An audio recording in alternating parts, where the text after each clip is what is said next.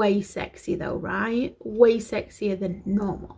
So hey guys, welcome back to my channel, and this is my first Halloween tutorial, and it's very exciting for me. It's something I'm very passionate about. I'd rather do this type of makeup than standard makeup any day of the week.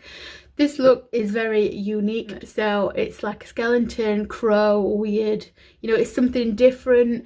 I did create this look using mainly makeup that you have at home. I did have this item, which is new this year, which you can do sort of face painting with. You wet the brush and, you know, I got sort of these sorts of lines. It's just something good to have if you are into doing this sort of makeup. So I hope you enjoy. This is my first. I'm going to try and get a few in there this month, starting early. I hope you like it. If you do like it, please leave me a like and subscribe to my channel. If you've got any questions, comment them down below.